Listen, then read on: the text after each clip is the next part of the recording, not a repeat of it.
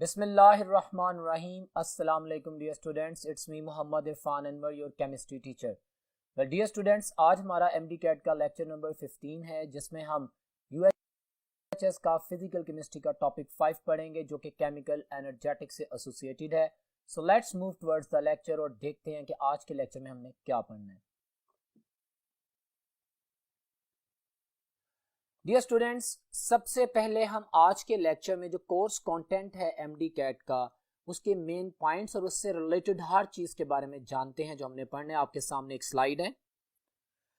Slide में आप देख सकते हैं कि according to the UHS syllabus जो कि शो किया गया है, हमने इस टॉपिक में पढ़ना है understand the concept of energy changes during a chemical reaction with example of exothermic endothermic reactions. हम जब एक्सोथर्मिक एंडोथर्मिक रिएक्शंस की बात करेंगे तो डेफिनेटली उससे पहले हम केमिकल थर्मोकेमिकल रिएक्शन को अंडरस्टैंड करेंगे क्योंकि उस वर्ड से भी MCQ आता है. थर्मोडायनामिक्स को डिफाइन करेंगे एंड डेफिनेटली फिर उसी तरह enthalpy changes of the reaction जिसमें एंथैल्पी ऑफ फॉर्मेशन होगी, एंथैल्पी ऑफ कंबस्शन होगी, एंथैल्पी ऑफ न्यूट्रलाइजेशन होगी, enthalpy of ionization, energy, electron affinity, all kind of the energy changes की बात करेंगे. ठीक है. फिर आपके सामने पॉइंट पे लिखा हुआ है बॉन्ड एनर्जी और लैटिस एनर्जी की बात होगी. डेफिनेटली इससे रिलेटेड क्वेश्चंस आएंगे क्योंकि जहां पे भी केमिकल एनर्जेटिक से एसोसिएटेड कोई भी चीज आएगी हम उसको अंडर डिस्कशन लाएंगे.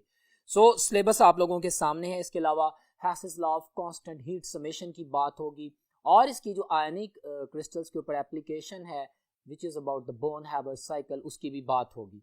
सो डियर स्टूडेंट्स, अभी हम लेक्चर का आगाज करते हैं. आप देखें अपने सामने व्हाइट बोर्ड पर आपके सामने सबसे पहले मैंने एनर्जी को डिफाइन किया है because when we people are going to discuss about the chemical energetics तो हमें पता होना चाहिए कि एनर्जी है क्या. एनर्जी की डेफिनेशन वेरी सिंपल है. The ability of a body to do any kind of the work to perform something that is called as energy. Basic definition energy की सिंपल लाइन में बोल दिया क्योंकि ये भी MD-CAT के MCQs में पूछा जाता है, पूछा जा सकता है. इसको मॉडिफाई करके किसी हिडन जो ऑप्शंस की फॉर्म में पूछ सकता है. सो हमें पता होना चाहिए.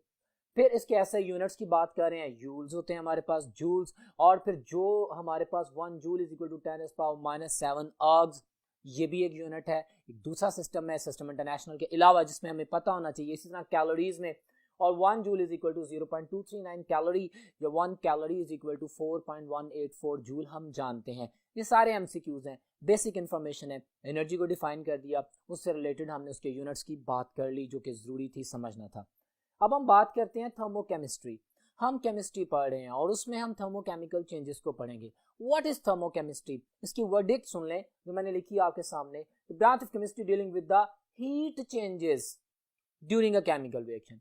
एक केमिकल रिएक्शन होता है, हम जानते हैं रिएक्शन कब होता है जब पहले से मौजूद बॉन्ड्स टूटते हैं, कुछ नए बॉन्ड्स बनते हैं. बॉन्ड्स को तोड़ने के लिए कुछ एनर्जी रिक्वायर्ड होती है. जब नए बॉन्ड्स बन रहे होते हैं तो कुछ एनर्जी रिलीज होती है. सो ये अमाउंट ऑफ एनर्जी या हीट या एंथैल्पी या इंटरनल एनर्जी या टेम्परेचर कुछ भी मॉडिफाइड फॉर्म में एनर्जी एक्सचेंज हो रही है ना. So that's all about the study of that heat exchanges, जिसको हम कहते हैं थर्मोकेमिस्ट्री, जिसको मैंने डिफाइन किया. और वो केमिकल रिएक्शन मैं जैसे अभी इसकी एग्जांपल भी दूंगा आपके सामने, बेतहाशा एग्जांपल स्लाइड्स में, MCQs एंड द डाटा भी शेयर करूंगा. थर्मोकेमिकल रिएक्शन क्या होता है? एक ऐसा केमिकल रिएक्शन जिसमें हम रिएक्शन के रिएक्टेंट्स और प्रोडक्ट्स के साथ साथ इस बात का एनालिसिस लाजमी करें कि हमारे पास इस रिएक्शन के दौरान एनर्जी एब्जॉर्ब हुई या रिलीज हुई, कितनी एब्जॉर्ब हुई, कितनी रिलीज हुई, एक्सोथर्मिक एंडोथर्मिक, और उसके साथ फिर रिलेटेड कॉन्सेप्ट आएंगे स्पॉन्टेनियस नॉन स्पॉन्टेनियस, जिनकी हम बात करेंगे. बहुत इंपॉर्टेंट वर्ड्स हैं जो बोलूंगा, टू द पॉइंट बोलूंगा, याद रखिएगा. अभी मैंने डिफाइन कर दिया था वो केमिकल रिएक्शन को जो कि आपके सामने मैंने एक्सप्लेन कर दिया है. The chemical reaction occurring with the evolution और एब्जॉर्बेंस ऑफ द एनर्जी. ठीक हो गया. अब ये दो तरह से डिवाइड किया जाता है. दिखने में मैंने सिंपल हाईलाइट किया बट लिसन माय वर्ड्स. अगर मैं बात करता हूँ सिंपल एक्सोथर्मिक रिएक्शन की तो एक्सो मीन एक्सेल, इवॉल्व होना, क्विट आउट करना, रिमूव होना, सिस्टम से बाहर जाना. ठीक है. My dear students, exothermic reactions नाम से ही ज़ाहिर है वो केमिकल रिएक्शन जिसमें during a chemical reaction energy release होती है. They called as exothermic reactions. Notations को भी याद रखिएगा कि जब हमारे पास एक्सोथर्मिक रिएक्शन होता है तो जो total heat content of the system जिसको हम एंथैल्पी बोलते हैं वो नेगेटिव साइन के साथ सामने आती है. ओके, ये तो जनरल बात होगी. इसकी एग्जांपल भी मैंने आपके सामने लिख दी. Let's suppose carbon plus oxygen, you are going to produce the 1 mole of carbon dioxide with the elimination of -393.7 kilo joules per mole energy. ठीक है. लेकिन ये पॉइंट्स देखें जो मैंने लिखे हैं, एक तो ये दो फैक्टर्स मैंने डिस्कस कर दिए। तीसरा, जब मेरे पास एक रिएक्शन एक्सोथर्मिक होता है, मेरे पास जो रिएक्टेंट्स हैं वो रिएक्शन करके प्रोडक्ट बनाते हुए एनर्जी रिलीज करते हैं। अगर मैं एनर्जी लेवल डायग्राम बनाऊं जो कि आपकी बुक्स में बनी हुई है, जो कि एमडी कैट में दी जा सकती है, जिसको मैं बोल रहा हूं, ठीक है, तो हमारे पास रिएक्टेंट की एनर्जी ज्यादा है, प्रोडक्ट की एनर्जी कम है, क्योंकि एनर्जी इवॉल्व होगी, सिस्टम से बाहर चलेगी। एक बात, अब इसी से रिलेटेड एमडी कैट का मोड है। एमडी कैट में क्वेश्चन पूछ सकता है मसलन कि मेरे पास जो एक्सोथर्मिक रिएक्शन है जिसमें रिएक्टेंट की जो एनर्जी है वो प्रोडक्ट से ज्यादा है, आपके सामने लिख दिया, उसमें मैं अगर आपसे पूछूं कि कौन सा side of the reaction, reactant या प्रोडक्ट, ज्यादा स्टेबल है, हम जानते हैं जहां पे जितनी ज्यादा एनर्जी होगी वहां पे पॉसिबिलिटी ऑफ द डिसऑर्डर ज्यादा है, वो उतना ऑर्डर नहीं होगा, और दूसरी बात वो अनस्टेबल है। Got it? तो ये तीनों जो मैंने एक डिफरेंट अंदाज में एक ही बात के लफ्ज बोले हैं, ये एमडी कैट के क्वेश्चंस में पूछे जाते हैं। वो आपसे पूछ सकते हैं कि एक्सोथर्मिक रिएक्शन में रिएक्टेंट ज्यादा ऑर्डर्ड होते हैं कि प्रोडक्ट? आप कहेंगे प्रोडक्ट की एनर्जी कम होती है, उनमें ज्यादा ऑर्डर होता है, वो ज्यादा स्टेबल होते हैं, उनको डिस्टर्ब करना ज्यादा मुश्किल होता है, उनकी बॉन्ड एनर्जी ज्यादा होती है क्योंकि उनमें से एनर्जी निकल चुकी होती है। जितनी कम एनर्जी होगी उतनी ज्यादा स्टेबिलिटी होगी। सेम कॉन्सेप्ट को वाइस वर्सा करते हैं तो मेरे पास एंडोथर्मिक रिएक्शंस आते हैं। What do you mean by endothermic reactions? What do you mean by endothermic reaction? नाम से जाहिर है all those chemical reaction के जिसमें जब एक रिएक्टेंट अपनी प्रोडक्ट में कन्वर्ट होता है तो तब तक नहीं होता जब तक उसमें एनर्जी ऐड ना की जाए। They absorb the energy from the surrounding. They are called the endothermic reactions. Okay, बात तय होगी। अब ये देखें, इसको मैंने वही उसके वॉइस वर्सा चल रहा हूँ, एंथैल्पी चेंज डेल्टा एच इसमें पॉजिटिव साइन के साथ शो की जाएगी क्योंकि एनर्जी सिस्टम के अंदर ऐड हुई है। बड़ी अहम बात है, दिखने में बड़ी सिंपल और सादा सी बात है, but my dear students is important to revise that, क्योंकि इसी में से यही सिंपल से एमसीक्यूज बना के पूछेगा और आपको पता होना चाहिए। ठीक हो गया? फिर दूसरी बात देखें, अब वही कॉन्सेप्ट रिवाइज करते हैं। हमारे पास एंडोथर्मिसिटी हुई, सिस्टम एनर्जी आई, हमारे पास रिएक्टेंट की एनर्जी कम थी, प्रोडक्ट की एनर्जी ज्यादा है, इसी को रिप्रेजेंट कर रहा हूं। हमारे पास जो एंडोथर्मिक रिएक्शन है उसमें रिएक्टेंट की एंथैल्पी प्रोडक्ट की एंथैल्पी से कम होती है।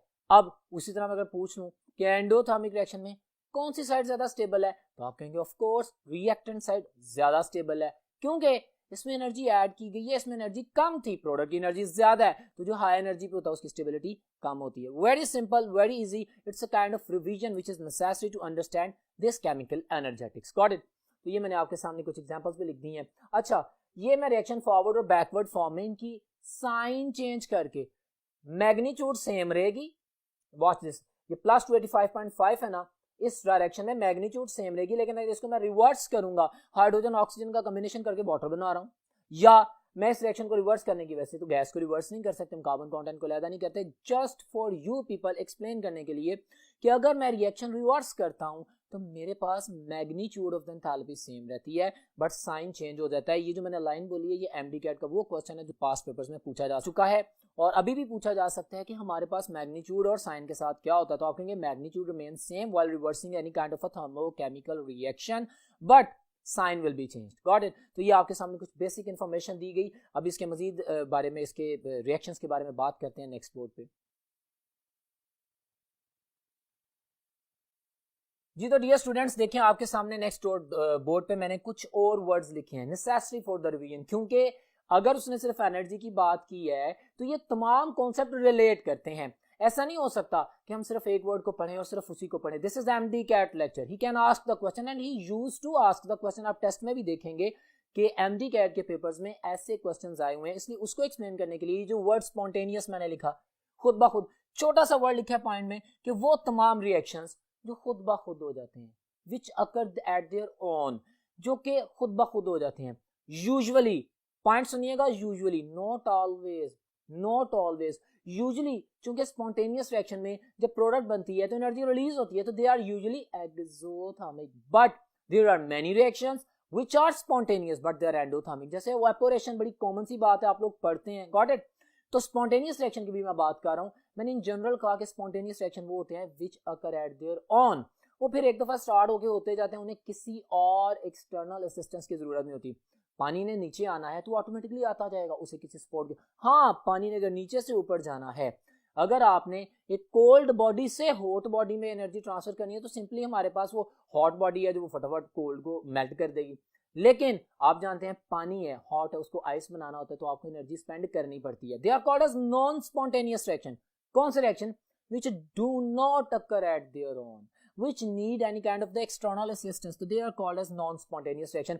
और once again वही line, usually in general जो नॉन स्पॉन्टेनियस रिएक्शन है चूंकि वो एक्सटर्नल असिस्टेंस से हो रहे होते हैं तो हमारे पास ये usually they are the non spontaneous reactions are the endothermic.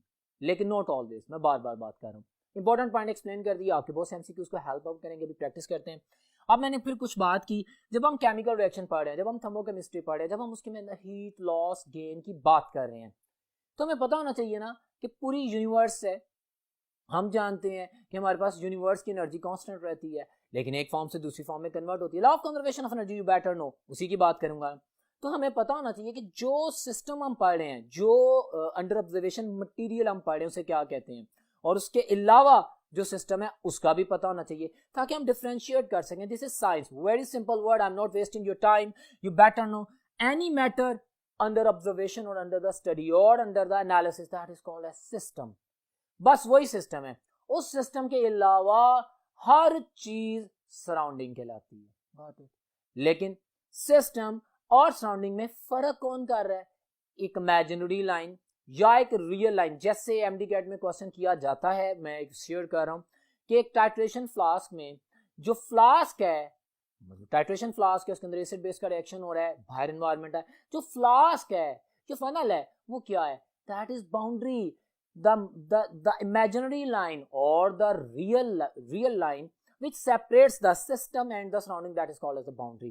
तो इससे रिलेटेड भी एमसीक्यूज आए हुए हैं, इसलिए मैं इसके ऊपर एनर्जी स्पेंड की for you people so that you can understand. अब ये मेरी बातें सुन लें, बेसिक्स हैं, सिंपल हैं, क्लैरिटी में.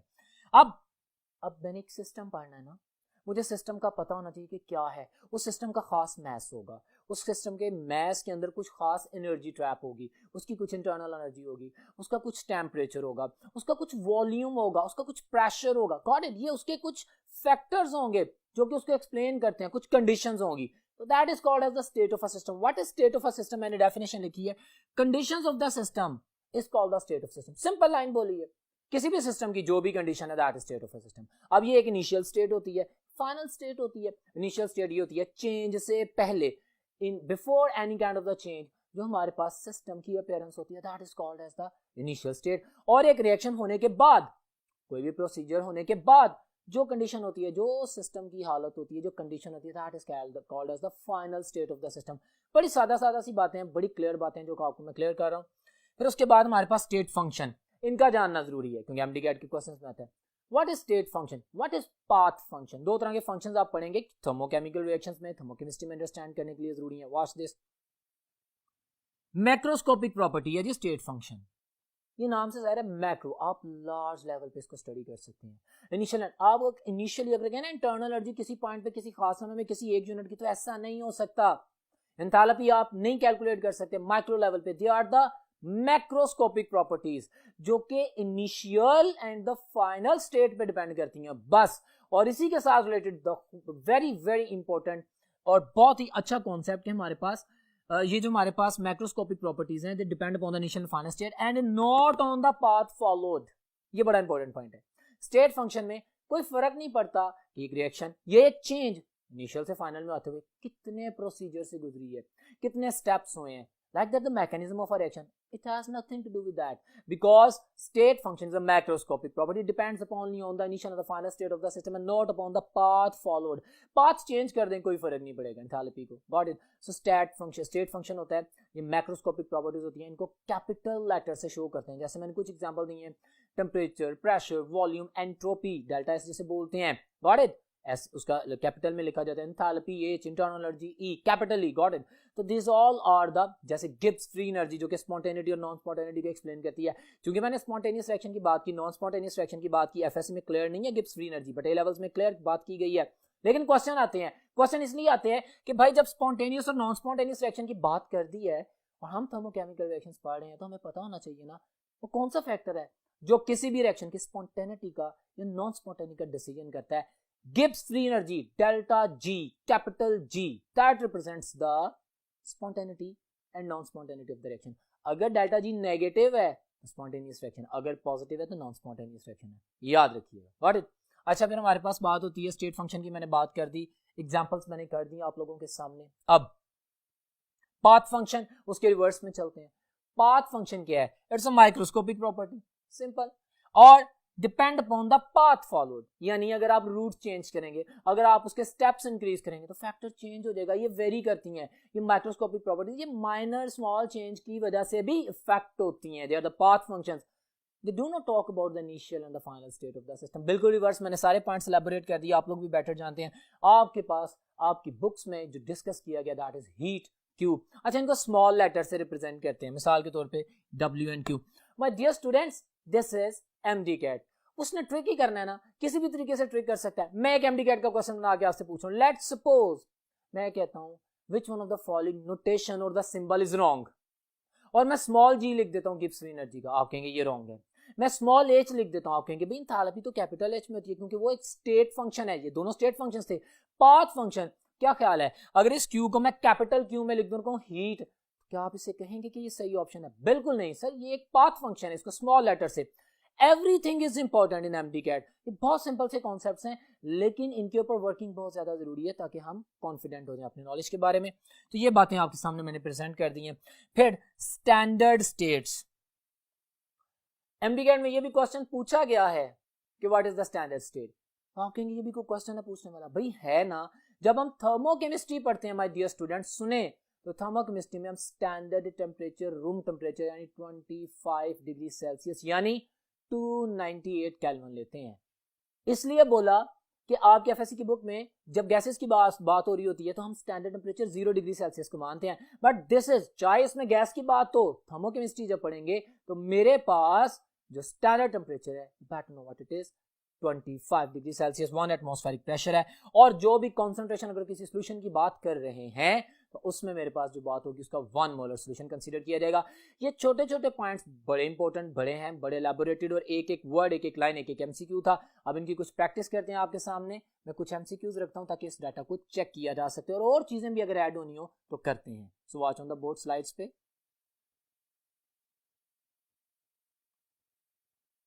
जी तो डियर स्टूडेंट्स, अभी आप एक स्लाइड देख रहे हैं जिसमें मैंने क्वेश्चन शेयर किया है। मैं 2-3-4 क्वेश्चंस रिप्रेजेंट करूंगा जो कि MD-CAT के प्रीवियस पेपर्स के क्वेश्चंस हैं, और फिर आपको पता लगेगा कि जो सारी डिबेट है वो कितनी इंपॉर्टेंट थी। क्वेश्चन आपके सामने आप देख सकते हैं, reactants have higher energy than products. अच्छा, ये एक लाइन बोल दी, reactants have higher energy than products. Okay, अब बात करते हैं, ये 2013 का MD-CAT का क्वेश्चन है, आपके सामने लिखा हुआ है। कहते हैं एंडोथर्मिक रिएक्शन, ऑप्शन बीटा कहता है फोटोकेमिकल रिएक्शन, इसकी तो मैंने बात नहीं की अभी। अच्छा, by the way photochemical reaction में भी लाइट एनर्जी रिक्वायर्ड होती है। अच्छा, Charlie option exothermic reaction, non spontaneous reaction. Well, suitable most example क्या बनती है? हमारे पास रिएक्टेंट की एनर्जी ज्यादा है, प्रोडक्ट की एनर्जी कम है, तो इसका मतलब जब रिएक्टेंट से प्रोडक्ट बने एनर्जी रिलीज हुई तो this reaction is exothermic reaction. इसी की प्रैक्टिस की थी ना, वेरी सिंपल।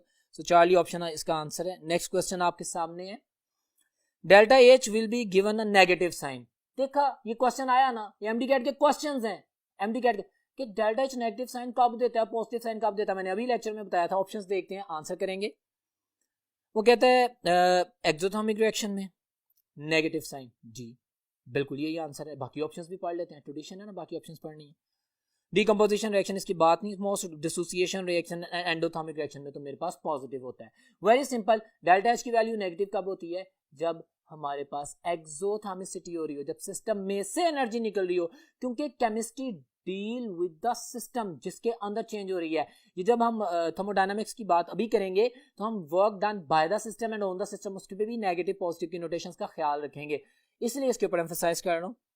एक और question my dear students in front of you, informative question है, डिस्कसिंग क्वेश्चन है। क्वेश्चन कहते हैं, if an endothermic reaction is allowed to take place rapidly in the air, endothermic reaction है, जैसे एनर्जी चाहिए जो एब्जॉर्ब करेगा, जो कि डेल्टा H पॉजिटिव है, got it, in the air, the temperature of the surrounding air, option A कहते हैं remains unchanged, increases, decreases, first increases then decreases. What did you say? Very simple, endothermic reaction है, rapidly कर रहे हैं, उसने फौरी तौर पे सराउंडिंग से एनर्जी एब्जॉर्ब कर ली।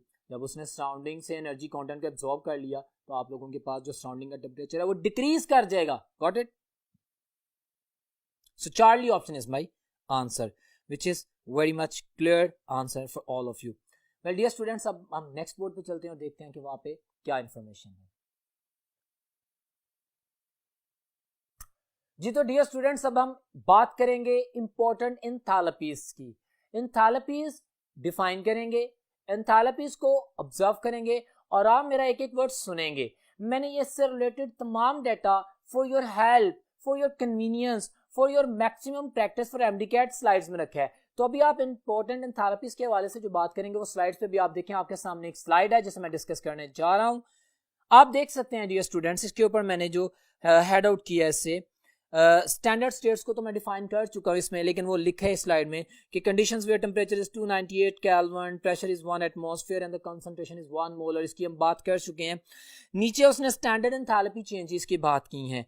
अच्छा, standard enthalpy change delta H. पहले तो मैं डेल्टा एच को डिफाइन करूं, the total heat content of the system, that is called as delta H. What is delta E? Internal energy. Internal energy is the sum of two things, kinetic energy plus potential energy. System की, सिर्फ सारे system के molecules की kinetic energy plus potential energy, ये दोनों मिलके internal energy बनाते हैं। क्लियर हो गया? अगर खाली किनेटिक एनर्जी होगी तो दैट इज टेम्परेचर। ठीक हो गया? Enthalpy delta H, the total heat content, internal energy kinetic energy plus potential energy का कॉम्बिनेशन होती है। और हमारे पास जो टेम्परेचर है that is nothing but only the kinetic energy of the molecules. फिर इसी तरह उसने उसके साथ आपके सामने डेल्टास लिखा है। Standard entropy, entropy is a measure of disorder.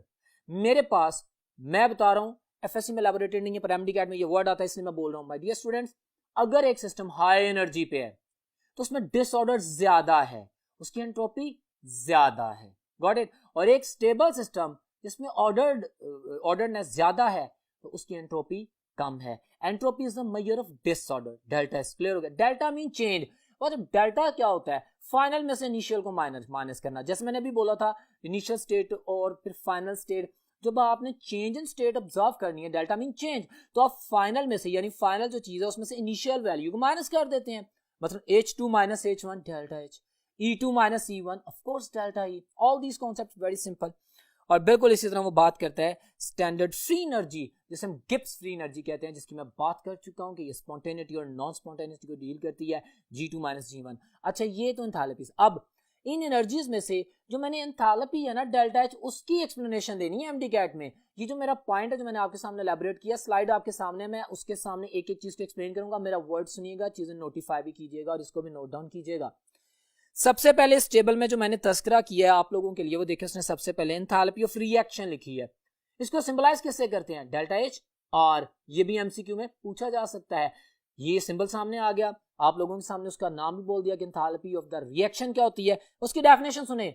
ये सारी enthalpy changes for 1 mole of the substance होंगी, लेकिन रेपिटेशन में आपने उस वर्ड का मेन डेफिनेशन सेम रहेगी, लेकिन वो जो रिएक्शन या कंबस्टन या न्यूट्रलाइजेशन, इसमें जो चेंज आएगी उसको नोट करना है। फॉर एग्जांपल, इसकी डेफिनेशन करता है, it is amount of the heat energy absorbed और एवॉल्व्ड, एब्जॉर्ब्ड एंड एवॉल्व्ड, अंडरलाइन कीजिएगा।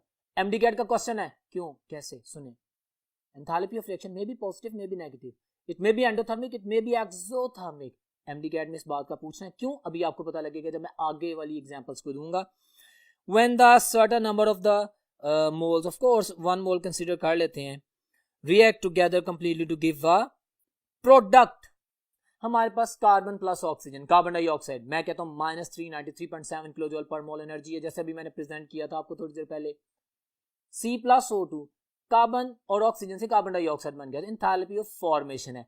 इसकी मिसाल मैंने दी है, इसकी खास वजह है क्योंकि एमडीकैट का बहुत मशहूर सवाल है, कार्बन डाइऑक्साइड का बनना, कार्बन का बर्न होना एक्सेस सप्लाई फॉर ऑक्सीजन में कार्बन डाइऑक्साइड बनाता है। ऑफ कोर्स मेरे पास एक ही मटेरियल बन रहा है ना, दो रिएक्टेंट मिलकर एक प्रोडक्ट बना रहे हैं, enthalpy of formation of carbon dioxide plus ये enthalpy of reaction, let's suppose ना, प्लस आप लोगों के साथ ये एंथैल्पी ऑफ कंबस्टन भी है, एनर्जी रिलीज हो रही है। ठीक है, तो कार्बन डाइऑक्साइड में इस चीज का ध्यान में रखना है। बाकी उसने आपके सामने डिफरेंट रिएक्शन दे दी, हाइड्रोजन ऑक्सीजन को मिला रहा है, जैसे मैंने अभी मिसाल दी थी 285.5 किलोजूल, प्लस और माइनस, फॉरवर्ड एंड बैकवर्ड दोनों में आपके सामने क्लैरिटी है।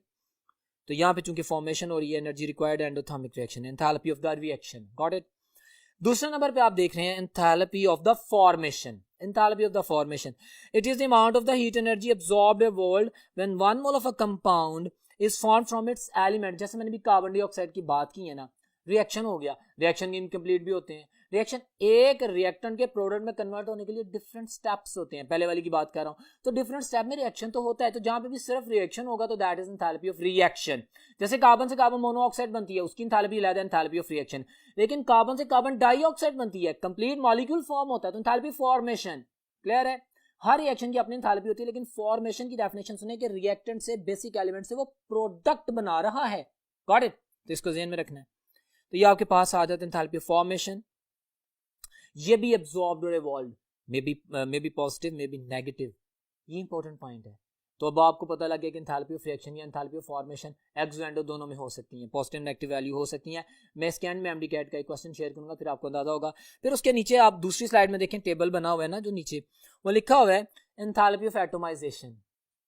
किसी एलिमेंट से, कंपाउंड से नहीं, किसी एलिमेंट से उसको एनर्जी दे के उस एलिमेंट से उसके एटम्स को अलहदा करना, एक एटम को अलहदा करना। It is the amount of energy required to form an atom from its element. From its element compound कहेगा। एमडीकैट में क्वेश्चन आया हुआ है, कंपाउंड ऐड करता है तो फिर वो सारा कॉन्सेप्ट बच्चा कंफ्यूज होकर उसको गलत कर सकता है। Atomisation, it is always energy required, it is always positive, it is always endothermic. Got it? अब आपको पता चल रहा है कि enthalpy change of atomisation is always positive. Then enthalpy of neutralisation आप देख रहे हैं, आपके सामने है। एंथैल्पी ऑफ न्यूट्रलाइजेशन, क्या न्यूट्रलाइजेशन? एक एसिड एक बेस से रिएक्शन करता है, वेरी सिंपल। हमारे पास सॉल्ट बनता है, वाटर बनता है, गॉट इट। हमारे पास एक स्ट्रॉन्ग एसिड स्ट्रॉन्ग बेस से रिएक्शन करता है, एक वीक एसिड वीक बेस से रिएक्शन करता है, एक स्ट्रॉन्ग एसिड वीक बेस से रिएक्शन करता है, एक स्ट्रॉन्ग बेस वीक एसिड से रिएक्शन करता है। इन चारों केसेस में न्यूट्रलाइजेशन होती है। क्यों? क्योंकि वाटर बनता है। What is enthalpy of neutralization? उसकी डेफिनेशन देखिए, उसके सामने लिखा है, the amount of heat energy evolved, only evolved. जैसे atomization always absorb, enthalpy change of neutralization is always exothermic, it's always evolved, it is always negative. ये words हैं, okay। तो हमारे पास 1 mole of the water is formed from the H positive ion which is coming from the acid and OH negative ion which is coming from the base। हमारे पास ये बनता है। अच्छा, यहाँ पे एक और इंपॉर्टेंट बात याद रखिएगा, आप लोगों की बुक्स में elaborated है, when strong acid react with a strong base तो -57.4 minus 57.4 किलोजूल्स per mole energy release होती है। Got it? अगर एक स्ट्रॉन्ग एसिड एक वीक बेस से मिले या एक स्ट्रॉन्ग बेस वीक एसिड से मिले या दोनों कंपैटिबल पार्टनर वीक हो तो भी एक्सोथर्मिक रिएक्शन होगा, लेकिन enthalpy of neutralisation delta HN will be less than -57.4। Will you believe कि एवरी लाइन इज एमसीक्यू। ये जो मैं बोल रहा हूं ये एमसीक्यूज ही बोल रहा हूं, इसकी बेस पे एमसीक्यूज बने हुए हैं। बहुत आसान कॉन्सेप्ट्स हैं, इनकी एक एक चीज को याद रखना है क्योंकि इसके मॉडिफाइड करके वो एमसीक्यूज बनाता है, इसलिए मैंने एक्सप्लेन कर दिया कंप्लीटली, याद रखिएगा। और अगर मेरे पास 2 मोल वाटर बने तो डेफिनेटली -57.4 को मल्टीप्लाइड बाय 2 कर देंगे क्योंकि -57.4 किलोजूल पर मोल एनर्जी है per 1 mole formation of the H2O। Got it? तो ये आपने ध्यान में रखना है। आपके सामने मैंने पूरी टेबुलर फॉर्म दी एक्सप्लेन करने के लिए, तो ये आपके सामने एक्सप्लेनेशन। उसके बाद डिफरेंट एंथैल्पीज पढ़ रहे हैं ना, तो आप एक और स्लाइड देख सकते हैं अपने सामने जिसमें एंथैल्पी ऑफ कंबस्शन की बात की गई। कंबस्शन, बर्न करना, जला देना मटेरियल को, हाइड्रोकार्बन्स को, इन जनरल ऑर्गेनिक कंपाउंड्स को एक्सेस सप्लाई ऑफ ऑक्सीजन में बर्न कर दें। जब भी बर्निंग होती है carbon dioxide water energy release होती है। सो उसकी डेफिनेशन देखें, कहता है it is the amount of energy, heat energy evolved, underline enthalpy change of neutralization and enthalpy change of combustion, they are always exothermic, they are always negative। got it? Energy evolve हो रही है और हमारे पास of the substance is completely burned in excess of oxygen under the standard condition। of course this is the story। एक और बात my dear student याद रखिएगा, जब हम थर्मोकेमिकल इक्वेशन पढ़ते हैं ना, जब हम थर्मोकेमिस्ट्री पढ़ रहे होते हैं, जब हम एनर्जेटिक्स की चेंजेस पढ़ रहे होते हैं, अब आप देख रहे हैं कि एक एक चीज में एनर्जी चेंज हो रही है, उसको कंसीडर किया जा रहा है। तो हमारे पास एक परफेक्ट थर्मोकेमिकल इक्वेशन वो होती है जिसमें रिएक्टेंट जो स्टैंडर्ड कंडीशंस थी उसमें, जैसे 25 डिग्री सेंटीग्रेड टेम्परेचर है, 1 एटमॉस्फेरिक प्रेशर है, उसमें किस फिजिकल स्टेट में पाए जाते हैं वो भी लिखना होता है उसके नीचे, जैसे सॉलिड, जैसे गैस। ठीक है? फिर उनका 1 मोल बनाना होता है, 2, 3, आधा मोल नहीं, कंप्लीट 1 मोल रिप्रेजेंट किया जाता है ताकि उसकी जो एंथैल्पी चेंज मेजर की जाए ऑटोमेटिकली पर मोल लिखें या ना लिखें यही अंडरस्टूड हो कि 1 मोल की है। बड़ी अहम लाइन बोली है आपको, एमडीकैट में 4 इक्वेशंस दे देगा और कहेगा बताओ कौन सी अच्छी और परफेक्ट जेन्युइन थर्मोकेमिकल इक्वेशन है। तो फिर आप देखेंगे कि यार हाइड्रोजन और ऑक्सीजन, इसके नीचे गैस लिखा हुआ है, ठीक है, और 2H2O लिखा है कि हाफ H2 लिखा है, एंड लाइक दैट O2 लिखा है कि हाफ O2 लिखा है, गॉट इट। और 2H2O बन रहा है कि हाफ H2O या सिंगल H2O बन रहा है। और फिर जो एनर्जी रिलीज हो रही है, और एक्वस के साथ जो वाटर है उसके साथ लिक्विड लिखा है कि नहीं लिखा, आप नोट कर ले। हर एलिमेंट और जो भी रिएक्टेंट है उनकी फिजिकल स्टेट्स भी हैं, और उनके साथ उनका 1 मोल प्रोडक्शन भी है, और साथ में एनर्जी भी रिलीज हो रही है। बड़ा अहम पॉइंट है, इसको जेन में रखना है। इसकी बेस पे आप इस काबिल होंगे कि आंसर कर सकेंगे और बहुत आसानी से आप आइडेंटिफाई कर लेंगे। सो कंबस्टन की भी मैंने बात कर दी। एंथैल्पी चेंज, उसके बाद जो लिखी हुई है enthalpy change of the solution है। एंथैल्पी चेंज ऑफ सॉल्यूशन आपके पास the amount of energy, heat energy released और एब्जॉर्ब्ड। हाँ, ये पॉजिटिव और नेगेटिव होती है। हाँ, ये एंड और एक्सो होती है। हाँ जी, बहुत से सोल्यूट्स को जब डिसॉल्व किया जाता है एनर्जी रिक्वायर्ड होती है।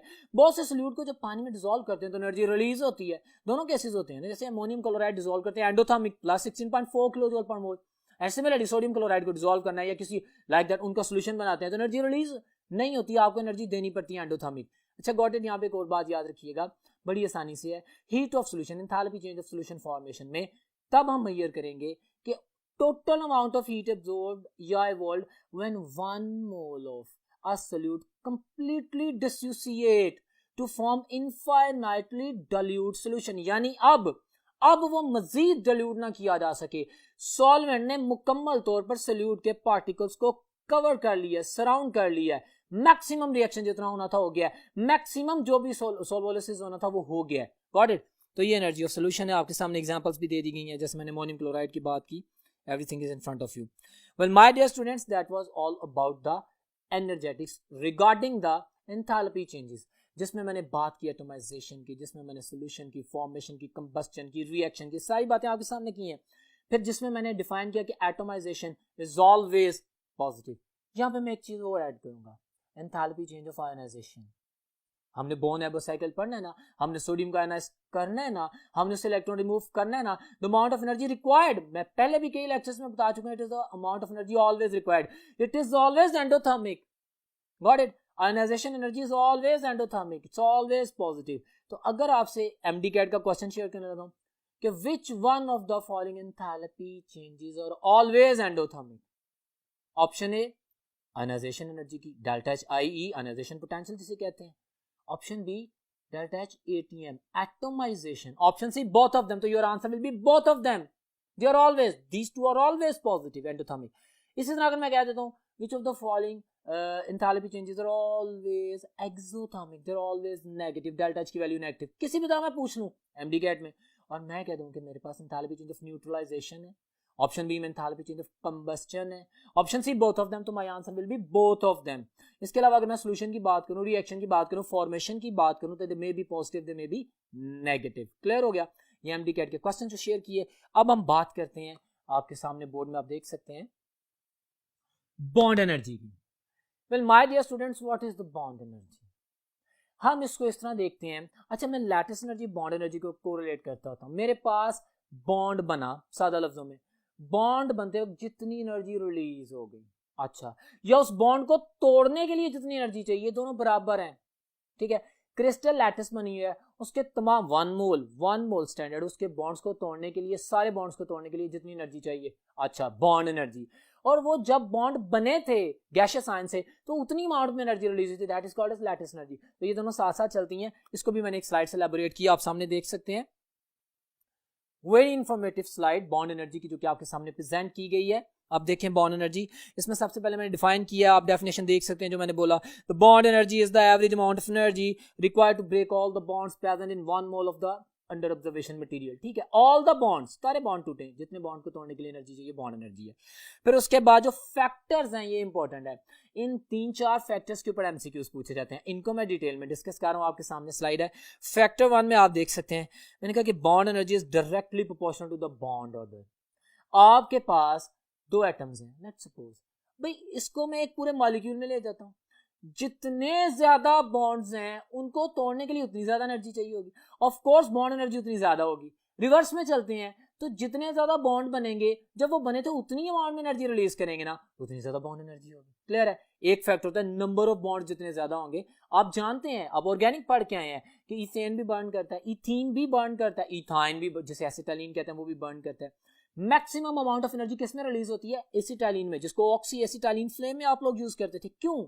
वही दो कार्बन है ना, वही कुछ हाइड्रोजन है ना, वही कार्बन डाइऑक्साइड है, वही वाटर है। सर, एसिटाइलिन में maximum number of bond intact हैं, तो जितना ज्यादा बॉन्ड ऑर्डर होता है उतनी ज्यादा बॉन्ड एनर्जी होती है, उतनी ज्यादा एनर्जी रिलीज होती है। दूसरा factor, bond energy is inversely proportional to the bond length और the size of atom.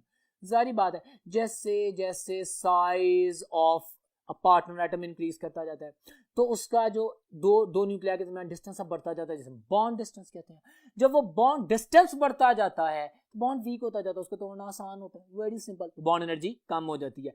Greater the size, less will be the bond energy. Relation की फॉर्म में आपके सामने मैंने एक्सप्लेन कर दी, you can understand, I am explaining, every word is MCQ. Next में कहता है bond energy is directly proportional to the s character. You better know what is s character. मैंने पॉपुलर ऑर्गेनिक केमिस्ट्री के एक MCQ share किया था आप लोगों से, मैं दोबारा कर देता हूं। इथेन ज्यादा पोलर है, इथीन ज्यादा पोलर है कि इथाइन ज्यादा पोलर है? आप कहेंगे आपका क्वेश्चन ही गलत है। कैसे सर? हाइड्रोकार्बन तो नॉन पोलर होते हैं। Okay, then why you are going to study the acidic nature of alkynes? अच्छा, ये पॉइंट तो है। क्या फैक्टर है भाई? इथेन में sp3 हाइब्रिडाइजेशन है, उसमें s करेक्टर 25% है। s करेक्टर जो यहां पे आ रहा है, s character mean ionic character. जितना कम s करेक्टर उतना कम आयोनिक करेक्टर है। ओके, इथाइन में sp हाइब्रिडाइजेशन है, 50% आयोनिक करेक्टर है। जितना ज्यादा आयोनिक करेक्टर होगा उतना ज्यादा इलेक्ट्रोस्टैटिक फोर्स ऑफ अट्रैक्शन होगी, उतना ज्यादा बॉन्ड स्ट्रॉन्ग होगा स्टूडेंट्स, उतनी ज्यादा बॉन्ड एनर्जी रिक्वायर्ड है। सो डायरेक्टली प्रोपोर्शनल समझ में आया कि किस तरह एक्सप्लेन कर रहे हैं। और हाइब्रिडाइजेशन भी उसने बोल दी, जो बेटानॉल अल्केन्स में sp3, अल्कीन्स में sp2 और अल्काइंस में sp हाइब्रिडाइजेशन होती है। Very simple. फिर वो जो फैक्टर नेक्स्ट डिस्कस कर रहा है, बॉन्ड एनर्जी, आपके सामने टेबल बना हुआ है, मैं बोल रहा हूं। Bond energy is inversely proportional to the lone pair of the electrons और द इलेक्ट्रॉनिक रिपल्शन। भाई लॉन पेयर ज्यादा रिपल्शन करते हैं, आपने वेस्पर थ्योरी में भी पढ़ा था और मैंने ये हवाले वहां पे भी दिए थे। आप लोग जानते हैं कि जितना ज्यादा लॉन पेयर होता है, lone pair is that pair of electron which is under the influence of the one nucleus. उसकी मूवमेंट ज्यादा होती है, वो रिपल्शन ज्यादा कॉज करता है, वो डिस्टर्बेंस ज्यादा क्रिएट करता है। डेफिनेटली उसके पुश अप करने से बॉन्ड वीक हो जाता है। जितना ज्यादा लॉन पेयर होगा उतना बॉन्ड वीक होगा, बॉन्ड एनर्जी उतनी कम होगी। ये रिलेशन है एंड सो ऑन। तो ये आपके सामने डिस्क्रिप्शन आती है। उसके बाद एप्लीकेशन का टेबल बनाया मैंने आपके सामने इसी स्लाइड में, आप देखें। Although the concept of the bond energy is rather artificial, general बातें कर रहे हैं, ये आर्टिफिशियल आप कैलकुलेट नहीं कर सकते, करते हैं भाई, ये फैक्टर है। एक और बड़ा मशहूर एमसीक्यू सुन लीजिएगा my dear student, bond energy का कॉन्सेप्ट इतना ज्यादा जरूरी है कि जब भी कोई इंडस्ट्रियल लेवल पे या लेबोरेटरी लेवल पे कोई भी रिएक्शन करवाना होता है तो सबसे प्राइम इंपॉर्टेंस एंथैल्पीज को इसलिए दी जाती है कि ये एनर्जी इकोनॉमी में रोल प्ले करते हैं। क्लियर हो गया? तो ये भी याद रखिएगा। वो पहला कहता है जी comparing the strength of the bond, कौन सा बॉन्ड स्ट्रॉन्गर है? जिसकी ज्यादा बॉन्ड एनर्जी है। Very simple. Understanding the structure and the bonding, of course जब हमारे पास डबल ट्रिपल बॉन्ड का कॉन्सेप्ट आता है, हाइब्रिडाइजेशन चेंज होती है, स्ट्रक्चर क्लियर हो जाते हैं। फिर कहता है estimating the enthalpy changes in the reaction. ये अंडरलाइन किया हुआ है ना, देखें क्यों अंडरलाइन किया हुआ है। ये जो मैंने एमसीक्यू बोला, ये इसकी प्राइम प्रायोरिटी है, ये इसकी प्राइम एप्लीकेशन है बॉन्ड एनर्जी की, कि हम एंथैल्पी चेंजेस को मेजर कर सकें। उसके बाद नंबर 4 में कहते हैं understanding the mechanism of the chemical reaction. ये सारे पॉइंट्स हैं, लेकिन इनमें सबसे ज्यादा प्राइम इंपॉर्टेंट वो है जो मैंने अंडरलाइन किया है, जो नंबर 3 पोजीशन पे मैंने बोला कि एंथैल्पी चेंजेस की मेजरमेंट करना, जिससे हम अंदाजा लगाएं कि कितना एनर्जी इकोनॉमिकल बेनिफिट है या लॉस है। Got it? तो ये आपके सामने कुछ पॉइंट्स हैं। वेल माय डियर स्टूडेंट्स, मैंने बॉन्ड एनर्जी और एंथैल्पीज के हवाले से इतनी ज़्यादा डिस्कशन की, इतने ज़्यादा पॉइंट नोटिफाई करवाए। अब हम मैक्सिमम एमसीक्यूज की भी तो प्रैक्टिस करेंगे। आपके सामने मैं कुछ स्लाइड्स शेयर कर रहा हूँ, उसमें एमडीकैट के प्रीवियस पेपर के एमसीक्यूज हैं जो कि बहुत इंपॉर्टेंट है, they will help you in building your confidence. पहला क्वेश्चन आपके सामने है, क्वेश्चन है correct representation of the enthalpy change of formation of NH3। Correct representation of the enthalpy change of formation. अब इसमें आपने सारी चीजें देखनी है, स्टैंडर्ड कंडीशंस पे, रिएक्टेंट्स की फिजिकल कंडीशंस, प्लस मोल जो बन रहा है, प्लस अमाउंट ऑफ एनर्जी। तो आप देखते हैं ना, वही बात जो मैंने एक्सप्लेन की थी। उसने कुछ इक्वेशंस लिखी हैं। पहले वो कहते हैं N2H2 NH3 बना रहा है, ये तो बैलेंस ही नहीं है। बैलेंस से मुराद ये नहीं करना कि आपने 2NH3 बनाना है, मैं बार बार बता रहा हूँ, आपने स्टैंडर्ड यानी 1 मोल को देखना है। बीटा ऑप्शन अमोनियम क्लोराइड को, तो ये तो बिल्कुल इररेलेवेंट रिएक्शन है। ये वो पूछ रहे हैं एंथैल्पी ऑफ फॉर्मेशन, तो ये तो डीकंपोजिशन कर रहा है। चार्ली में देखते हैं half N2, 3/2 H2 and 1 mole of NH3।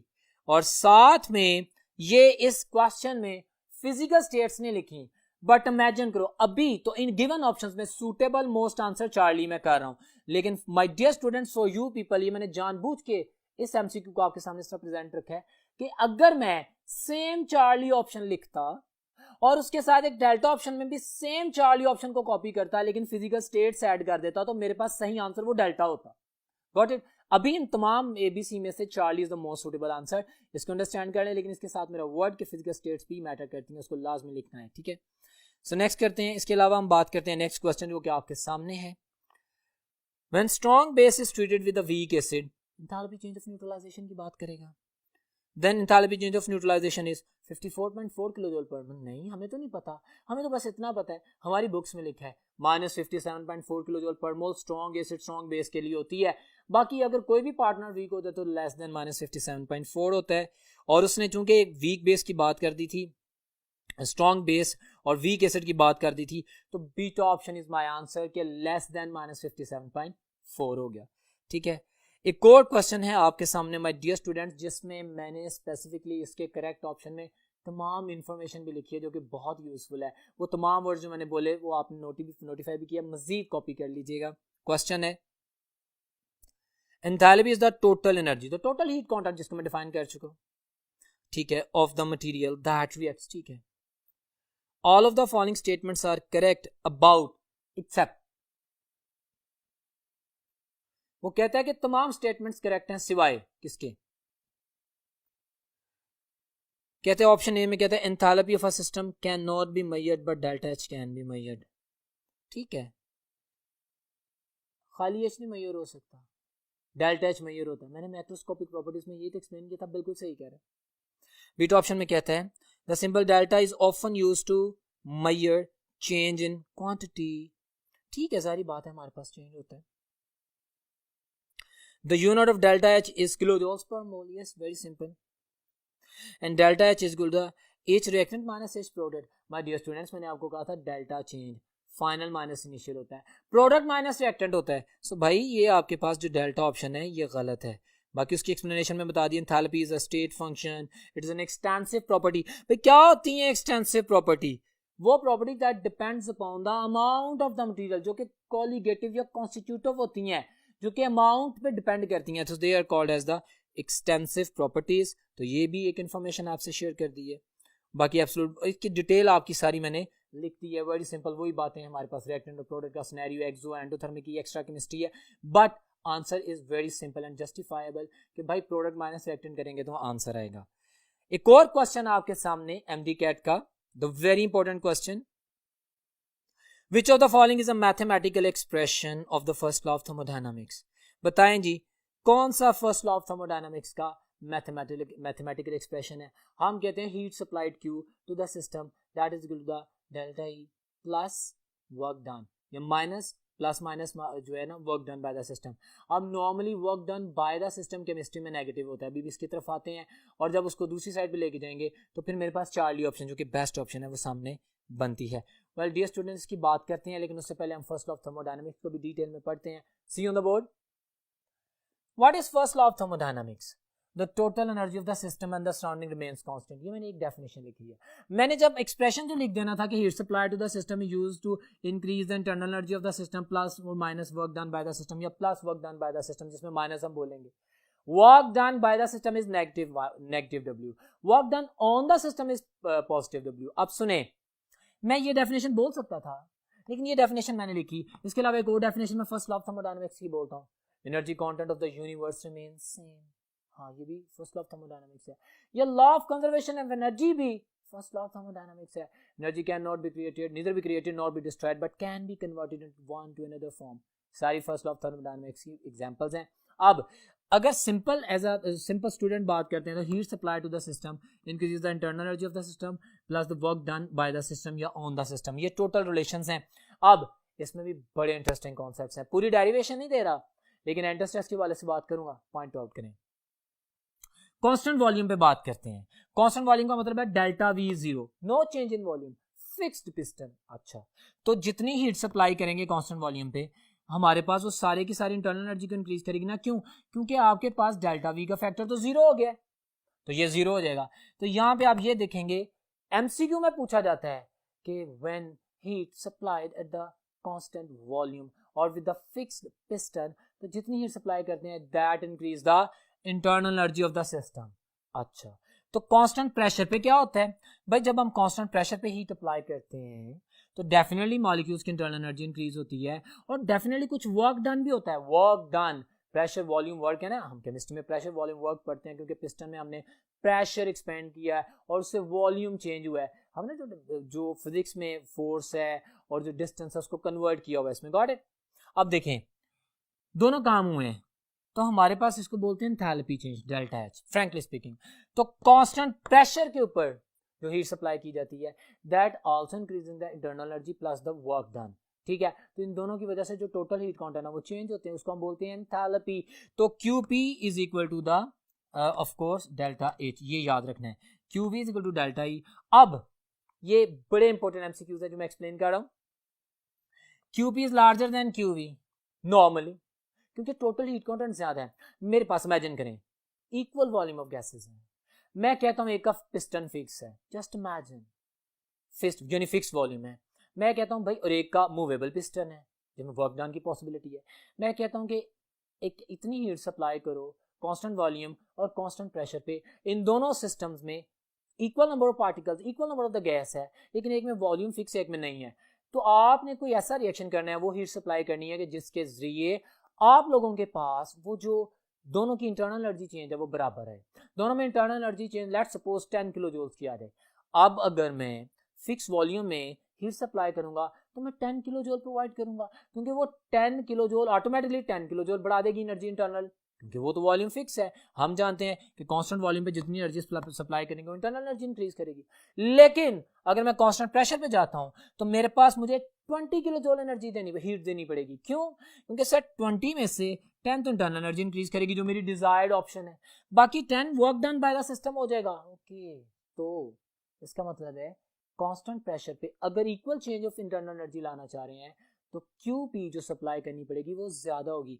ये मैंने एक्सप्रेशन लिखा है, QP is larger than QA, ये इसकी डिस्क्रिप्शन है। नॉर्मली इसको स्टैंडर्ड माना जाता है, बट अगर आप देखें उसी फैक्टर में मैंने कहा कि delta H is larger than delta E, that's why.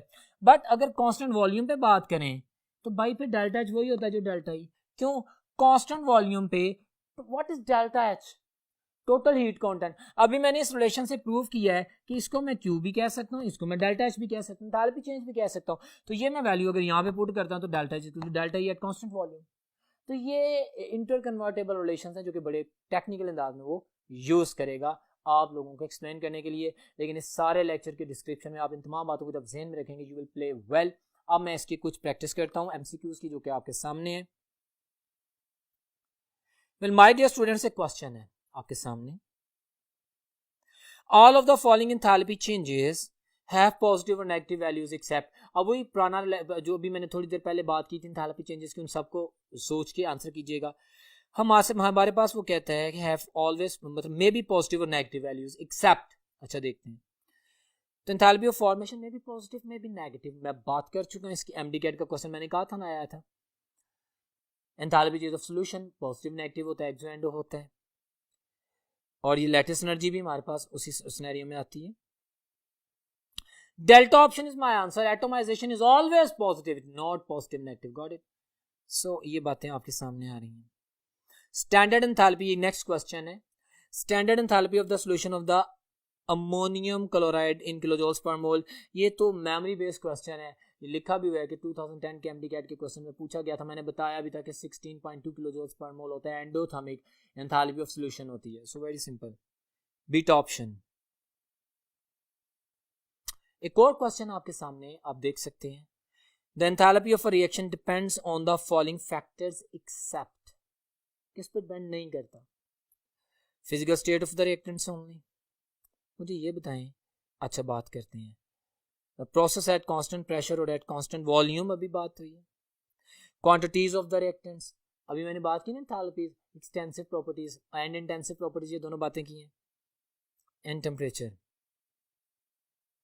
हमारे पास माय डियर स्टूडेंट्स जो आंसर है उसने कहा था कि डिपेंड्स ऑन एक्सेप्ट। तो आप एक्सप्लेनेशन में देखिए, कहते हैं enthalpy of a reaction depends on the following factors, physical state of the reactants and products पे डिपेंड करता है, क्वांटिटीज ऑफ द रिएक्टेंट्स पे। Well my dear students, alpha option को मैंने पता क्यों चूज किया है, क्योंकि उसने गलत कहा है, क्योंकि उसने कहा है कि physical state of the reactants only. Reactants and products दोनों चीजों पे डिपेंड करता है। तो ये भी देखिए कितना मेजर ट्रिक है। आपको पता है कि रिएक्टेंट्स पे डिपेंड करता है, लेकिन रिएक्टेंट के साथ प्रोडक्ट भी आना चाहिए थे, इस वजह से मैंने अल्फा ऑप्शन को गलत करार दिया है। तो ये कुछ प्रैक्टिस आप लोगों के सामने की गई इन क्वेश्चंस की। वेल माय डियर स्टूडेंट्स, अब हम चलते हैं नेक्स्ट बोर्ड पे और देखते हैं वहां पे क्या है। जी तो डियर स्टूडेंट्स, अभी हम बात करेंगे, बहुत इंटरेस्टिंग एक स्लाइड आपके सामने है, लेकिन उससे पहले आप व्हाइट बोर्ड पे देख रहे हैं कि मैंने लिखा standard enthalpy change. Enthalpy change होती है, हमें कैसे पता चलता है? हम मेजर करते हैं, हम कैलकुलेट करते हैं। हम कैसे कैलकुलेट करते हैं? वो पूरी जो साइंस है, वो जो पॉइंट्स हैं, वो जो एमडी कैट के वाले से तमाम एस्पेक्ट्स हैं, उनको मैंने एक स्लाइड में शेयर किया। सी ऑन द स्लाइड आप देख रहे हैं enthalpy, standard enthalpy change mention किया गया है मेन टाइटल। आगे उसके दो ब्रांचेस उसने किए हैं ऑर्गेनोग्राम में। पहला मैं पढ़ रहा हूं, कहते हैं enthalpy change can be measured experimentally by calorimeter. Experimentally by calorimeter, ये एमडी कैट का एमसीक्यू आ गया। और दूसरा उसने कहा कि enthalpy change can be calculated mathematically by Hess's law. Experimentally by calorimeters and mathematically by Hess's law. अब पहले हम कैलोरीमीटर्स की बात करते हैं। हमने डिफरेंट एंथैल्पीज पढ़े, अब इसकी डिटेल देखें, आपके सामने स्लाइड है। डियर स्टूडेंट, स्लाइड आप लोगों के लिए स्पेसिफिकली डिजाइन की गई है ताकि आप लोगों की इसकी अंडरस्टैंडिंग हो जाए, एमडी कैट से रिलेटेड क्वेश्चंस आप फिंगर टिप्स पे आंसर कर सकें। बड़ा सिंपलेस्ट वे है। सबसे पहले ग्लास कैलोरीमीटर है, इन्होंने एंथैल्पी चेंज ही मेजर करना ना। ग्लास कैलोरीमीटर वो क्या, मैं डिफाइन करता हूँ, बाद में दूसरे पॉइंट से ऐड करता हूँ। कहता है it is that type of the calorimeter which is used to measure the enthalpy change of neutralization. Glass calorimeter is used to measure the enthalpy change of the neutralization. And bomb calorimeter is that calorimeter which is used to measure the enthalpy change of combustion. MCQs हैं, ये दोनों MCQs हैं, laboratory define भी कर दिया। आप देखें वो कौन से फैक्टर होते हैं, आप सारा जानते हैं, आपके सामने प्रोसीजर है। न्यूट्रलाइजेशन रिएक्शन करते हैं, एक बीकर में लेते हैं, स्टीरोइड ऐड करते हैं, टेम्परेचर चेंज नोट करते हैं। अब उनमें से जो वैल्यूज हमने नोट करनी है, mass, heat capacity, change in temperature, then we will be able to calculate the Q. और ठीक है, उसके बाद फिर हम एनर्जी पर मोल भी निकाल लेंगे। सो वो फैक्टर आपके सामने है, देखें वो कहता है, वो उसने फार्मूला भी लिख दिया उसके, enthalpy change is equal to Q, that is equal to M mass delta T, whereas M is Q is the heat supplied. You better know evolved or absorbed. Evolved or absorbed, supplied है तो absorbed है, evolved है तो वो हम gain कर रहे हैं। M is the mass of the substance, S is the specific heat. You know what is specific heat? It is the amount of energy required to raise the temperature of any substance by 1 Kelvin or 1 degree centigrade. You better know all that, ठीक है। और अगर मैं water के साथ liquid का standard बना के बोलूंगा तो मैं इसको स्पेसिफिक हीट कैपेसिटी बोल दूंगा, ठीक है। तो ये आप लोगों को पता है, क्लियर होना चाहिए, मैंने बता दिया, ध्यान में रखिएगा। तो ये फार्मूला आपके सामने है। अगर आपको डिफरेंस डेल्टा टी यानी चेंज इन टेम्परेचर पता लग जाए, अगर आपको उसकी स्पेसिफिक हीट का पता चल जाए, अगर आपको मैस पता चल जाए, तो आप हीट इवॉल्व या एब्जॉर्ब कैलकुलेट कर सकते हैं। वेरी सिंपल, ग्लास कैलोरीमीटर की मदद से। अब बॉम्ब कैलोरीमीटर की बात करते हैं, वो आपके सामने लिखा गया है। हमारे पास ऑर्गेनिक कंपाउंड जो बर्न किया जा सके, जिसको बर्न करके उसकी जो कंबस्शन करके जो एनर्जी है वो आपके साथ जो सराउंडिंग वाटर है जिसमें बॉम्ब मौजूद होता है, ऑफ कोर्स उसकी वजह से टेम्परेचर चेंज होता है, उसको मेजर करते हैं, डेल्टा टी मेजर करते हैं। मैस है आपको पता होना चाहिए, सारी बात है कितना मैस आपने बर्न किया, वेरी सिंपल। तो इसी तरह स्पेसिफिक हीट कैपेसिटी का भी पता होना चाहिए, वैल्यू पुट करते हैं and you are getting the answer. तो असल इस ऑर्गेनोग्राम में जो मेन फैक्टर था आपके पास एक्सपेरिमेंटली अगर आपने मेजर करनी है एंथैल्पी चेंज, तो यू विल यूज कैलोरीमीटर, चाहे बॉम्ब चाहे जो हमारे पास ग्लास कैलोरीमीटर है। और अगर आपने मैथमेटिकली कैलकुलेट करना है तो that is हैसेस law. हैसेस law of constant heat summation क्या है? और व्हाइट बोर्ड पे देखिए मैंने इसकी डेफिनेशन लिखी है। The enthalpy change of a system depends only on its initial and the final states. इसका मतलब क्या है? इसका मतलब यह है कि एक केमिकल रिएक्शन जिसमें बॉन्ड मेकिंग हो, बॉन्ड ब्रेकिंग हो, रिएक्टेंट से प्रोडक्ट बने, कोई भी चीज बने, वो रिएक्शन चाहे एक स्टेप में हो, चाहे 2 स्टेप में हो, चाहे जितने मर्जी स्टेप में हो, उसका जो नेट एंथैल्पी चेंज है वो वही रहेगा। यानी अगर आप 1 + 2 + 3 करेंगे, इन सबको ऐड करेंगे तो जितने भी स्टेप्स हैं उन तमाम स्टेप्स की एंथैल्पी को आप सम अप करेंगे तो आपके पास टोटल एंथैल्पी चेंज आएगी। अब आपके पास इनिशियल स्टेट और फाइनल स्टेट का जो डिफरेंस है that is enthalpy change. Steps के दरमियान की जो एंथैल्पीज उनको जमा कर देंगे, नेट रिजल्ट सेम आएगा। बड़ी कॉमन एग्जांपल है, आप लोगों ने बुक में भी पढ़ा हुआ है कि ए से डी डिस्टेंस पे जाना है, चाहे ए से बी जाए, बी से सी जाए, सी से डी जाए, मैटर जो चीज करती है ना that is the distance from A to D. अब उसके लिए भी एक स्लाइड बनाइए, आप देखें, आप लोगों के सामने मैं शेयर कर रहा हूं ताकि एमडी कैट के स्पेसिफिक मोड ऑफ लेक्चर में जिसमें हमारा एम्फोसिस एंट्रेंस टेस्ट के इंपॉर्टेंट क्वेश्चंस को एनालाइज करना है हमें क्लैरिटी हो जाए। सो आप सामने स्लाइड देख सकते हैं, हैसेस लॉ डिफाइन कर रहे हैं, डेफिनेशन मैंने लिख भी दी है, यहाँ पे भी एक कॉपी है, वो तो डेफिनेशन आपके सामने है। अब जो सेंटर वाला बार है वो मैथमेटिकल रिप्रेजेंटेशन विद एक्सप्लेनेशन है। देखिए, according to the Hess's law mathematically delta H can be calculated है। Let's A can be converted into the D, वो जो मैंने अभी बोला, तो ए टू डी जाएंगे, एक स्टेप हो गया, फाइनल स्टेप हो गया, रिएक्टेंट ए प्रोडक्ट डी। अब बेशक मैं ए से डी जाने के लिए ए टू बी जाऊं 1 स्टेप, बी टू सी जाऊं 2nd step, C to D जाऊं 3 स्टेप, तो मेरे पास नेट एंथैल्पी चेंज वही आएगी जब मैं delta H 1 + delta H 2 + delta H 3 को जमा करूंगा, तो that will be equal to the delta H which was A to D. ठीक है, तो ये आपके सामने डिफरेंट एग्जांपल्स हैं उसने, और जो उसने जो नंबर 4 पॉइंट के ऊपर रिप्रेजेंट किया है कि हमारे पास सम ऑफ एक साइकिल में टोटल एंथैल्पी चेंज 0 होती है। हैसेस लॉ क्या यही कहता है ना, basically this is also an example of the law of conservation of energy. You can say cycle के अंदर no net change in enthalpy, got it, whether you are moving from this side or from that side, कोई फर्क नहीं पड़ता, क्योंकि एक point से दूसरे पॉइंट तक एक साइकिल में जो नेट एनर्जी चेंज होनी है वो नेट दोनों टर्मिनल से मूव करके वही रिजल्ट आएगा, कोई फर्क नहीं आएगा। बड़ी सिंपल, बड़ी क्लियर बात है। लेकिन एंट्रेंस टेस्ट के हवाले से जो पॉइंट्स लिखे हैं ना ये आपके सामने काम आएंगे कि हमारे पास ये जैसे नंबर 3 पे मैंने लिखा delta H equal to delta H 1 + 2 + 3, ये आपके सामने आ जाएगा। अच्छा, यहाँ पे एक बात ज़हन में याद रखिएगा, delta H equal to delta H 1 + delta H 2 + delta H 3, खाली H1 खाली H2 H3 ना कीजिएगा। एमडी कैट में क्वेश्चन आया हुआ था विच one of the following representation is wrong, तो उसने इंटरनल एनर्जी, एंथैल्पी, एंट्रोपी इनके साथ इसी तरह रिप्रेजेंटेशन की थी। हर जो स्टेट फंक्शन है उसके साथ डेल्टा लगाया था, क्योंकि हम जानते हैं कि इनिशियल एंड फाइनल स्टेट का डिफरेंस हम मेजर कर सकते हैं, हम खाली तो नहीं मेजर कर सकते, लेकिन एक यूनिट में उसने डेल्टा नहीं लगाया था, सिंपल E1 + E2 + E3। तो ये मेरी रॉन्ग नोटेशन या रॉन्ग सिंबल या रॉन्ग रिप्रेजेंटेशन थी। एमडी कैट हमने कोई एक चीज भी ऐसी नहीं छोड़नी जिसमें क्लैरिटी ना हो। So be very much confident about. जो नंबर 3 बार आप देख रहे हैं स्लाइड में, Hess's law can be applied for 1 step reaction और मोर देन 1 स्टेप रिएक्शन, सारी बात है। It can be use for the measurement of, सारी बात है, अगर आपको 4 स्टेप में रिएक्शन हो रहा है, कोई से 3 स्टेप बता दिए जाए तो नंबर 4 आप आसानी से कैलकुलेट कर सकते हैं। यस, वही बात कर रहा है, हीट ऑफ कंबस्शन हो, हीट ऑफ फॉर्मेशन हो, हमारे पास indirect measurement of the enthalpy change हो, या लैटिस एनर्जी भी हो, वो हम फाइंड आउट करेंगे। लेकिन लैटिस एनर्जी जो कि आयनिक कंपाउंड से एसोसिएटेड है, जो कि आयनिक क्रिस्टल लैटिस की बात करती है, वो सेम हैसेस लॉ है, लेकिन उसका हमने एक दूसरा नाम रखा हुआ है जिसे बॉर्न-हैबर्ट साइकिल कहते हैं। तो उसके बारे में भी बात करते हैं, जिसकी हमने बात स्टार्ट में करनी थी। लेकिन उससे पहले हैसेस लॉ को जस्टिफाई करने के लिए एक छोटा सा एमसीक्यू आपके सामने स्लाइड में मौजूद है। आप देख सकते हैं, क्वेश्चन है, bye applying the Hess's law calculate the enthalpy change for the formation of an aqueous solution of ammonium chloride from ammonium gas and HCl gas. The result for the various reaction and pressure are as follow. ये MD CAT का popular question है जो कि आपके सामने place किया गया, निहायत सिंपल। उसने आपके सामने 3 रिएक्शंस दे दी हैं, गॉट इट। और वो कहता है कि NH3 और HCl जब मिलते हैं तो क्या रिएक्शन होता है। अब वो पहला रिएक्शन बता रहा है, NH3 एक्वस है, उसमें कितनी एनर्जी रिलीज हुई, उसने एंथैल्पी बता दी। फिर HCl जब एक्वस में आया तो उसमें कितनी एनर्जी रिलीज हुई, डेल्टा H1 + डेल्टा H2, 2 आ गई। एंड थर्ड वन में कह रहा है NH3 + HCl, उसकी एनर्जी भी बता दी।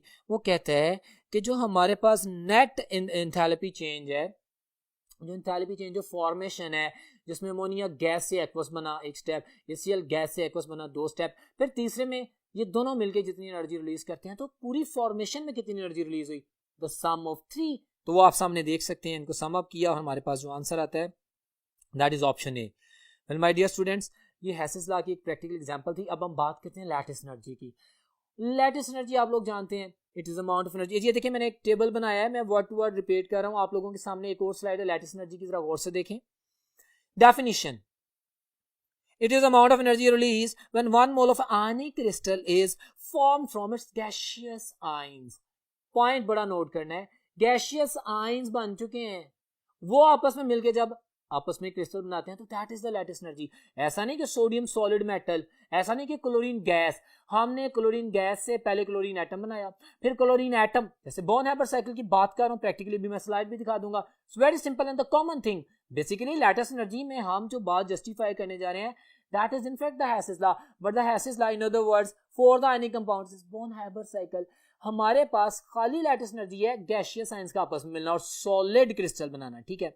लेकिन इससे पहले क्या होता है, हमारे पास सॉलिड सोडियम मेटल, उसको एटोमाइज करके अलग एटम करते हैं, उसकी एंथैल्पी चेंज, फिर उसके अंदर से इलेक्ट्रॉन निकालते हैं, आयनाइजेशन एनर्जी चेंज, वो एंथैल्पी चेंज, और क्लोरीन गैस को तोड़ के क्लोरीन एटम बनाते हैं, वो एंथैल्पी चेंज, फिर उसके अंदर एक इलेक्ट्रॉन ऐड करते हैं, इलेक्ट्रॉन अफिनिटी की, जो एंथैल्पी चेंज है, उन सब को फिर मेजर कर, और फिर हमारे पास वो जो क्लोरीन गैसियस आयन बना है और हमारे पास सोडियम आयन जो बना है, इनके कॉम्बिनेशन से फिर हमारे पास जो प्रोडक्ट बनती है उसकी बात है। इन सबको सम अप करते हैं। तो ये तमाम पॉइंट्स ध्यान में रखने हैं। आप लोगों से एमडीकेट में क्वेश्चन करता है, वो सोडियम मेटल लिख के सोडियम आयन लिखते गैरों में, और पूछेगा कि बताएं ये जो एक इक्वेशन लिखी है सोडियम सॉलिड से सोडियम आयन गैसियस, इसमें कितनी एंथैल्पीज इन्वॉल्व है। आप फौरन सोच समझ के आंसर करेंगे, सोडियम सॉलिड से पहले सोडियम गैस बनी, आइसोलेट हुआ ना एटम, गैसियस फॉर्म में आ गया अकेला, फिर सोडियम जो गैसियस फॉर्म में अकेला एटम है उसको आयनाइज किया, तो यहाँ पे दो एंथैल्पी चेंज इन्वॉल्व हैं, enthalpy change of atomization and enthalpy change of ionization energy. तो ये सारी डिस्कशन करने का मतलब ये चीजें बहुत सिंपल हैं, लेकिन ये कॉम्प्लिकेट कर सकता है, जिसको मैं एक्सप्लेन कर रहा हूँ। So dear students, please focus on this very important discussion. बातें सिंपल हैं लेकिन क्लियर करनी है। तो ये आपके सामने डेफिनेशन के बाद फैक्टर्स को भी डिस्कस कर लिया कि magnitude of the charge on ion, ये लैटिस एनर्जी किस पे डिपेंड करिए, साइज ऑफ आयन है, साइज ऑफ आयन जितना बढ़ता जाएगा, डिस्टेंस बढ़ता जाएगा, बॉन्ड वीक होता जाएगा, लैटिस एनर्जी कम होती जाएगी। आयनिक साइज जितना बढ़ता जाएगा, लैटिस एनर्जी कम होती जाएगी, वाइस वर्सा, गॉट इट। और दूसरा जो फैक्टर है magnitude of the charge on ion, जितना ज्यादा चार्ज होगा आयंस पे, चाहे पॉजिटिव है चाहे नेगेटिव है, अट्रैक्शन ज्यादा होगी, बॉन्ड स्ट्रांग होगा, डिस्टेंस कम होगा, लैटिस एनर्जी ज्यादा आएगी। तो दूसरे लफ्जों में कह सकते हैं कि lattice energy is directly proportional to the magnitude of the charge on the ion and inversely proportional to the size of ion. तो ये सिंपलेस्ट वे में एक्सप्लेन कर दिया, स्लाइड भी आपके सामने शो कर दी है और डिफरेंट वैल्यूज से एग्जाम्प्लीफाई कर दिया है। तो ये आपके सामने बात आती है। एक क्वेश्चन आपके सामने मैं शेयर कर रहा हूं एमडीकैट का in my lecture, full explanation के साथ साथ हर वर्डिक्ट की एमडीकैट के प्रीवियस पेपर के very very important question share किए जाते हैं for your best preparation. So once again this question, lattice energy of an ionic compound is determined by applying the formula. भाई लेटेस्ट एनर्जी, अब ये बहुत खूबसूरत सवाल है। अगर आप बोर्न-हैबर साइकिल को ज़हन में रखें ना, जो कि लेटेस्ट एनर्जी के हवाले से मैंने बात की है, जिसमें अभी बोल रहा हूं, तो हमारे पास एंथैल्पी ऑफ फॉर्मेशन आती है। Enthalpy formation is equal to what, let's suppose मेरे पास वो तो लेटेस्ट एनर्जी है ना, फिर पहले तो बात करते हैं सोडियम एटोमाइजेशन की, फिर उसकी आयनाइजेशन की, फिर क्लोरीन की एटोमाइजेशन की, फिर उसकी इलेक्ट्रॉन अफिनिटी की, डेफिनेटली फिर लेटेस्ट एनर्जी की। अब हमारे पास एंथैल्पी चेंज ऑफ फॉर्मेशन आती है एक रिएक्शन की। फॉर्मेशन में ये सारे इंग्रेडिएंट शामिल हैं। अब ये जो क्वेश्चन मैंने आप लोगों के सामने रखा है, इसमें वो पूछना पता क्या चाह रहा है, जनरल रिप्रेजेंटेशन। इसमें एक वर्ड यूज कर रहा है, नोटेशन यूज कर रहा है डेल्टा एच एक्स। वो जो डेल्टा एच एक्स है बेसिकली वो क्या है, वो ये atomisation, ionisation energy, electron affinity, इन तमाम फैक्टर्स को जमा करके डेल्टा एच एक्स कह रहा है। अब उसका रिलेशन वो पूछना चाह रहा है, तो वो आपके सामने जो रिप्रेजेंटेशन है, माय डियर स्टूडेंट्स, अगर आप रीअरेंज करते हैं तो latest energies enthalpy change of formation में से माइनस कर दें वो तमाम एंथैल्पीज जो आप अलग से कैलकुलेट कर रहे हैं। एंथैल्पी चेंज ऑफ फॉर्मेशन में तो आप लिखते हैं ना उसकी standard state sodium solid plus chlorine जो कि गैसियस फॉर्म में है, और रिएक्शन करके सोडियम क्लोराइड क्रिस्टल बना रही है, उसमें जो भी एनर्जी रिलीज होती है आप कैलकुलेट करते हैं। यू बेटर नो, हम एटोमाइजेशन के एनर्जी भी जानते हैं, आयनाइजेशन एनर्जी सोडियम की 496 किलो जूल पर मोल होता है, डिफरेंट वैल्यूज हैं, 349 -349 किलो जूल पर मोल इलेक्ट्रॉन अफिनिटी होती है, एंड डेफिनेटली 121 एंड 108 हमारे पास एटोमाइजेशन एनर्जी है। इन सबको सम अप करते हैं डेल्टा एच एक्स, और हमारे पास भी जो फॉर्मेशन होता है उसको भी ज़हन में रखते हैं। तो इन तमाम फैक्टर्स को जब जमा करते हैं तो कहते हैं ना सोडियम क्लोराइड की क्रिस्टल की latest energy -787.7 kilo joule per mole है, जो कि आपकी बुक में लिखा हुआ है। आपने ये वैल्यूज तो याद करनी है, लेकिन उससे ज्यादा अहम बात ये जो सारी डिस्कशन मैंने की है कि डेल्टा एच एक्स से क्या मुराद है, इससे मुराद atomisation, electron affinity, ionisation energy, ये चारों यूनिट मिला दिए गए और फिर फैक्टर HF में से, फॉर्मेशन में से माइनस कर दिए गए, तो आपके पास जो आंसर आता है that is alpha option. My dear students, that was in fact all about the Born Haber cycle. अब हम एक और क्वेश्चन आपके सामने रख रहे हैं for the confirmation and review of our concept. Question है, lattice energy is very useful in discussing the number 1 structure of the ionic compound. अच्छा। Number 2 properties of the ionic compound. Okay, statements दे रहा है, देखते हैं। Number 3 में कहता है strength of the bonding of the ionic compound. MD CAT का बड़ा अहम सवाल था। अब इन तीनों स्टेटमेंट्स के बाद वो क्वेश्चन क्या करता है, वो कहता है कि which of the following is correct statement by lattice energy. इन तीनों स्टेटमेंट्स के मुताबिक बिल्कुल ठीक है, ये तीनों काम करती है। सो मेरे पास definitely structure of ionic compound, properties of ionic compound, strength of the bonding of ionic compound सारा क्लियर होता है। सो ऑप्शन क्या थी, delta option is my answer. My dear students, ये आपके सामने रखा गया। वेल, इस स्लाइड के साथ ही, इस एक्सप्लेनेशन के साथ ही मैं अपने लेक्चर को ख़त्म करता हूं, जो कि लेक्चर नंबर 15 था, जिसमें हमने केमिकल एनर्जेटिक्स पढ़ी। हमने एक एक वर्ड के ऊपर फोकस किया। हमने state function, path function, types of reaction, इधर इंटर कन्वर्जन, लैटिस एनर्जी, फिर उनसे रिलेटेड लॉज, गवर्न्स, इनको डिटेल में पढ़ा है। मैं उम्मीद करता हूं कि सारी डिस्कशन को आपने गौर से सुना होगा और जो स्लाइड्स जिसमें मैंने आपको डाटा कंपाइल करके दिया आप नोटिफाई करेंगे और जो तमाम एमसीक्यूज है आप उनको लाजमी नोटिफाई करेंगे ताकि आपका टेस्ट बेहतरीन हो। इंशाल्लाह नेक्स्ट लेक्चर में मुलाकात होती है, तब तक अल्लाह हाफिज।